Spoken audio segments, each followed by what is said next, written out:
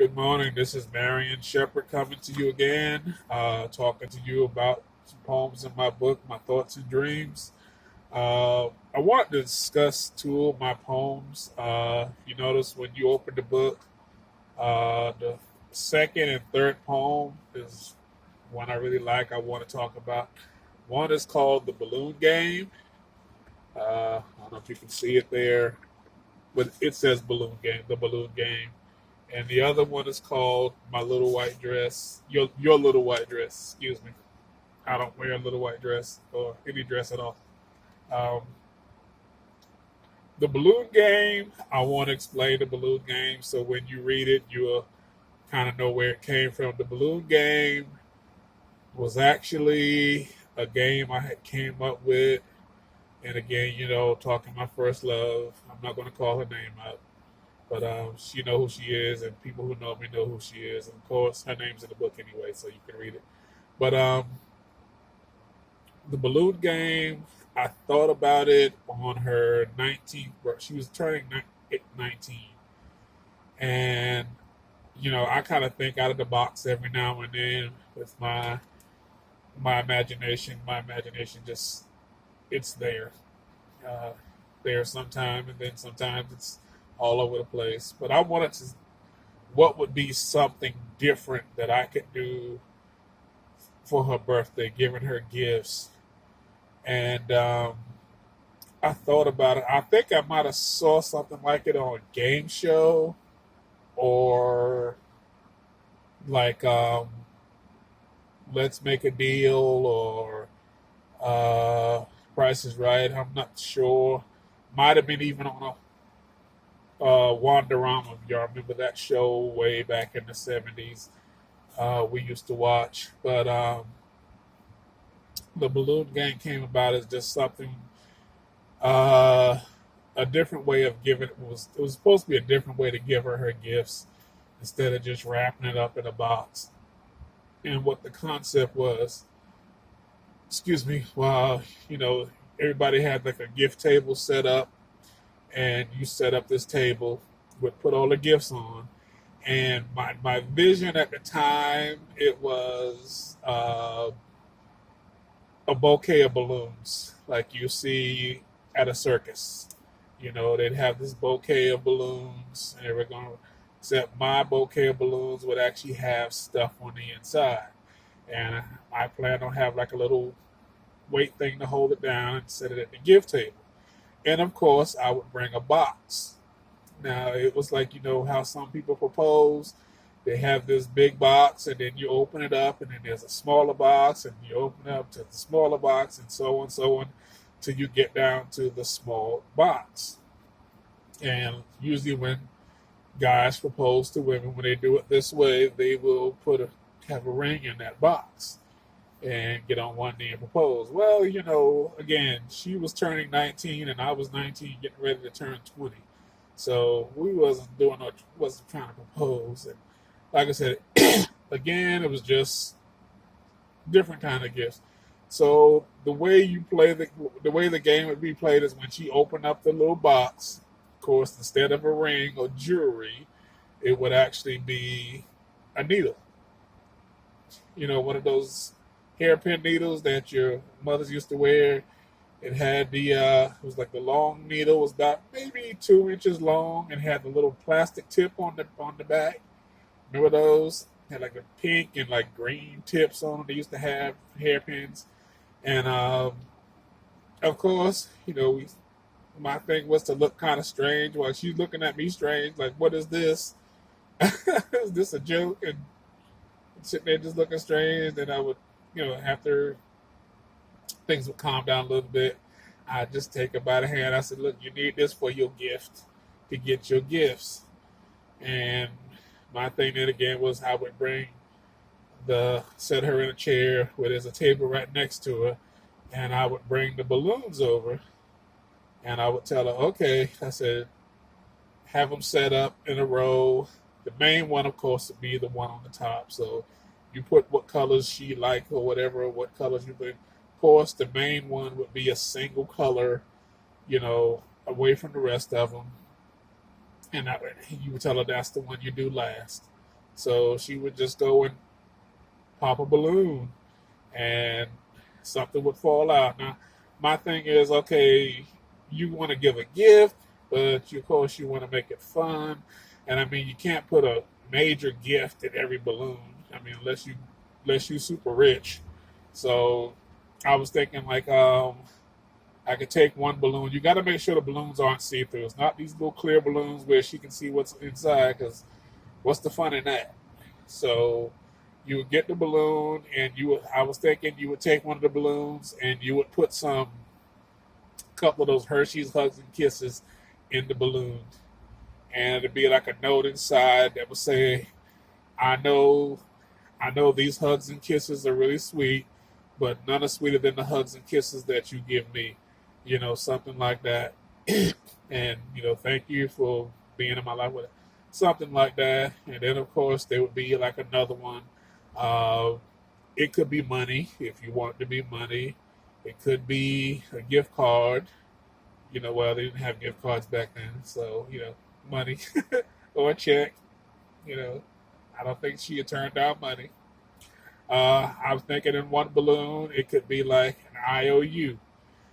You know, like IOU coupon.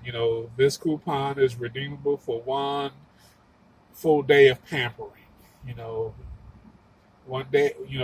This coupon to be for one date night, restaurant of your choice. You choose. We go. Make it fun. I mean, you know who she is, and what she likes and what she don't like. You don't want to put nothing she don't like in there. Something she could use, something she could have, something she could look forward to. And again, yeah, you want to make some little sayings, to be fun. But of course, again, the primary gift, of course, being the top balloon. But it just be like a fun thing to do. I thought about, never got to do it. So it says my thoughts and dreams. I thought about it and I only dreamt about it. But then I wrote about it. I think this is one of the poems that I really put a lot of thought into because I wrote it. I finished writing it last year. Well, actually, started writing. I wrote it last year, and it was just like I said. I could not write a book, because this book is about, again, my thoughts and dreams, events and people that I've met in my life. I could not write this book without writing about her because she is a big part of my life. Like I said, we met each other. I think I was 4, she was 3, and again now I'm 54, she's 53. So you heard me say it's 50 years, so it's been 50 years, and again we're still in contact, via Facebook. And if I get a chance to go to New York, like I get to see her. When we go to church, again, we still belong to the same church family, so that's never going to change. So, but so this was something I wanted to do. Never got to do it. So, but it's there now. It's permanent. But I want to say it. I mentioned there was a guy a couple of years ago. I think it was on Facebook. He was looking for something out of the box to do for Valentine's Day for his girlfriend. I believe he was going to propose to her that night. And he was looking for something fun to do. And I thought about this game. I said, you know what? Somebody needs to play it. I think it'd be a fun game to do. And of course, it's not for you and a crowd of people because you don't need people grabbing you. This is a thing for just the two of y'all to do. I know when I first thought about it, it was like in the party scene, but get older now. So when you see that when I wrote it in the book, when I included it in the balloon game, it was after we came home from her birthday party, surprise birthday party, and had it set up in the room. It's fun. I like it. I like it. So it would be something that just the two of y'all could do if you ever decide to do it. I mean, again, if you want to do it with your kids for their birthday, and like a pinata thing, instead of hitting the pinata, they taking it. Let's say, as long as they're not scared of loud sounds. And so I liked it. But in my thoughts and dreams, she's wearing this evening gown. You know, we're dressed up, formal dress up, and going to this place. And I really thought about how I would love to do this, how this would have played out, you know, had I got to do it, you know, as we got older and everything, you know, because this shows that we're older now, and you know the kids are moved and out the house, and it's just us. So I think you really like it. I really love this poem, you know, because one, it's about her, but one, it's about something that I had wanted to do. And of course, the other poem is called "Your Little White Dress." Now, like I said, we hadn't really seen each other that much. We hadn't been in contact again a lot, so I needed some more inspiration to, you know, write another poem.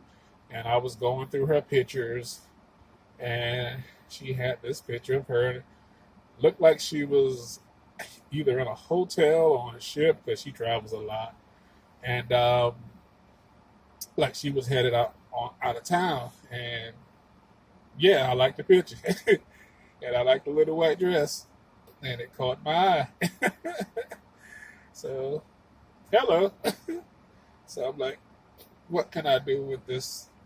About this is the inspiration for this poem. And I was thinking about it. I'm like, I could write about the dress, so how she looked in the dress, and you know, and it was fun. I wanted to do like a little contrast because you know the balloon game. She's wearing an evening gown, and of course, the little white dress is like she looked like she was headed out for the night on the town, going out somewhere. You know, so it was really nice. And again, I could just let my imagination run wild. Uh, it's like I was coming home from work. You know, you come home from work and you're tired. You're supposed to be going out and you feel that old groggy, and all of a sudden you walk through the door and, you know, there she is standing there, hair all done, looking all pretty and sexy and wearing this dress. And all of a sudden you just go, you know, thank you, Jesus. So, again, that was the inspiration behind that, you know, because again, I wanted to just really let my imagination go with me with these poems, and I wanted to really let my thoughts go wild. You know, I love telling stories. I love writing stories, and when you got good subjects to write about, great memories and stuff, it helps. So you know, I just wanted to come on and let y'all know when you get the book and you're getting to read these poems, and you may wonder, you know, where these come from, what did they, you know, did it really happen? No, they didn't really happen. Remember, my thoughts and dreams. It's all up in here. So, but again, and I said I got more poems to come in my next books. More of my thoughts and dreams, and can't say that there won't be more about her. Again, she's been a big part of my life for 50 years. You know, so I'm grateful, and of course, there's going to be some other people added to the book. Some I've already told. I just, you know, got this writer's block thing going on. You know, I'm a Lyft driver now because I retired, so I can take care of my grandson. And you know, I retired from construction work, but you know, I did 35 years as an electrician, construction work, and I've done everything from residential, commercial, heavy industrial. In my last 5 years, I actually worked on the highway here in Charlotte on the roads, and worked on the light rail that's here. We did it's called the Blue Line. Worked on that extension project, and that was fun. It was 4 years of hard work, and was out there at the airport expansion working out there, and I was having a good time there too. But again, you know, I got responsibilities. I got a grandson to raise, and so I retired. So you know, I'm grateful for Lyft and Uber, these rideshare companies, because it does allow you to work and be flexible and be able to do it. You know, I wouldn't have been able to finish this book if not for Uber and Lyft. Being able to work and be flexible, and you know, sometimes I'm at the airport. We have an airport lot that we sit at, and sometimes I'm there, and you gotta you may wait an hour, you may wait 2 hours. It depends on how the planes are coming in and out. And so while I'm sitting there waiting, you know, a thought will come to mind. Okay, I want to write about this, and I don't always know what I'm going to write about. I don't always know what's going to come into my head. No telling what's going to spark it, but something to come up, something I saw, a memory from my past will come up, and I'll start thinking about it. Okay, I write about it, and I'll start jotting it down. In fact, I have my notebook here where I started jotting stuff down. There's like a little thing called, poem called, it's a game we used to play when we were kids called Hot Peas and Butter. You can't play that game today. People think you're being violent and stuff, and being abusive to one another. People don't have fun like we did back in the day. So I'm gonna write about that, and what I do is I write it down in my notebook, and then from there, when I get some time, I'll go to the library and I'll start typing it up. I can really focus at the computer. My laptop went down a couple of years ago, and I hadn't been able to get another one, so I had to go to the library, and that's really what took me a long time also to finish this book, because my laptop crashed and I wasn't able to get another one through some difficulties beyond my control. And but I like the library, but I'm more creative once I get to the library, and I get some peace and quiet. Let me say this about the library. Remember years ago when we were young, you go to the library, it was always be quiet because people trying to concentrate. They don't do that no more. Everybody talks, people are on their cell phone, they are just as loud, it's hard to concentrate. So sometimes, it takes a while to get it done, but I was always determined to get this book done, and I'm really happy about it. Uh, I noticed some things that could have been better, and I just contacted my publisher about some things that. But all in all, I love the book. I love what they did with it. They did an awesome job, and like I said, I'll be back later on with some more conversations, probably about some more poems. And if you got the book, I hope you enjoyed it. If you haven't, I hope you're going to get it. Again, if you like poetry and you want to talk realistic poetry about, again, real people, real subjects, check it out. I mean, I do put my heart and soul into each poem, and I take my time to make sure they make sense. So I don't try to put nothing out there that's half done, because I've been a believer. If you're going to do something, do it right. Take your time, do it right, and don't just put anything out there. When you put stuff out there, you're putting yourself out there. So if it's your work, do your best work. Put your best foot forward. So I look at every poem, I read every poem. If a line don't fit, I erase it. That's one good thing I like about a computer instead of trying to write, because I have pages all scratched up, and because it's a process, and I'm glad I got the books, because I want to do some other poems, but I want to make sure that the next poems don't sound like this, these poems. Sometimes that's my biggest fear is my head limited to saying the same old thing over and over again, different poem, maybe different form, but it's the same.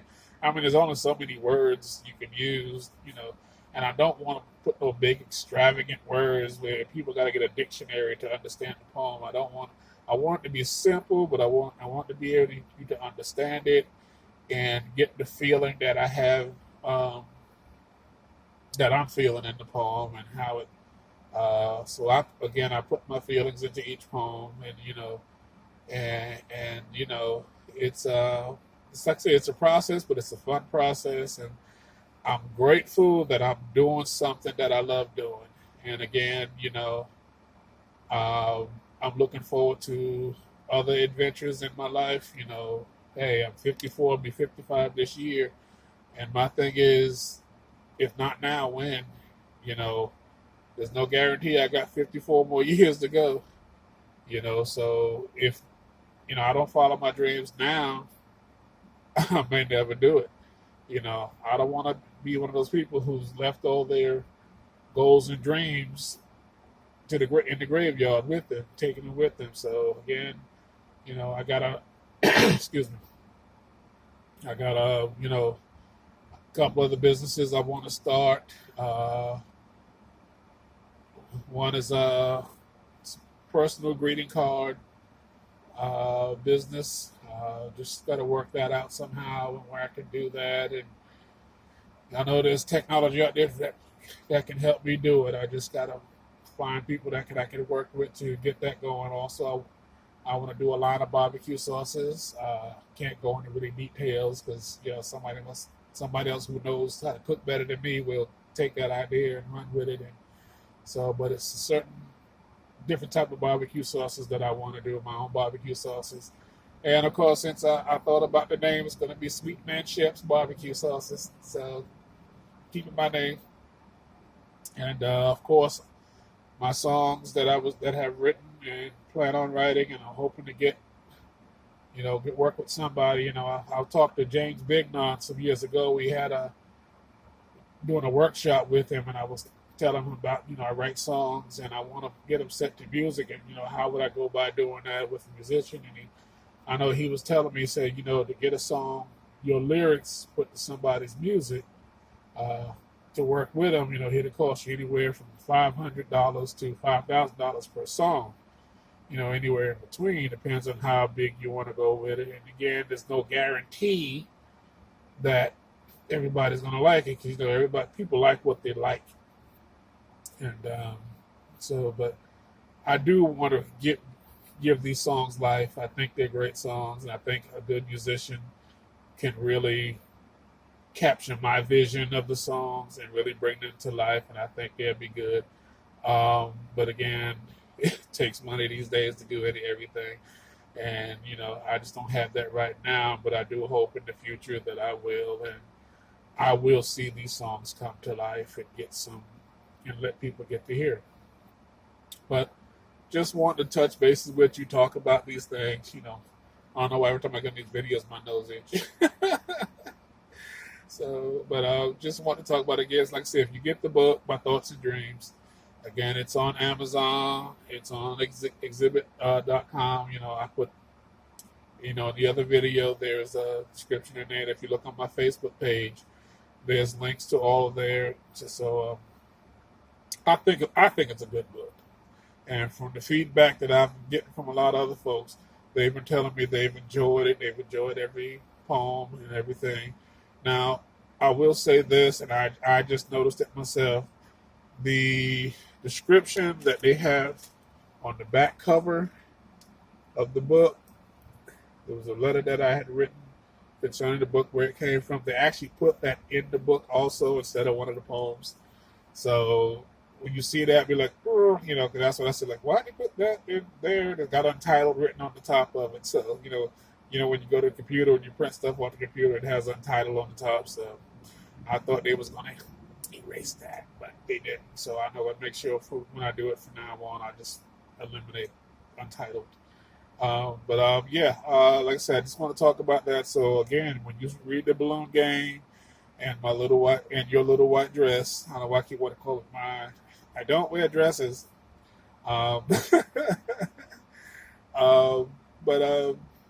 You will. I hope you'll enjoy it, and I hope And if you decide to play the balloon game, give me a shout out, because again, the guy told me his girlfriend who became his fiance that night, he said she had a great time. She had fun. So if you do it, have fun with it. Enjoy it. Hey, if you want to videotape it and post it up, I'd love to see it. And see the fun you have. So have a great day, and I'll see you in the next video. Take care. Bye-bye.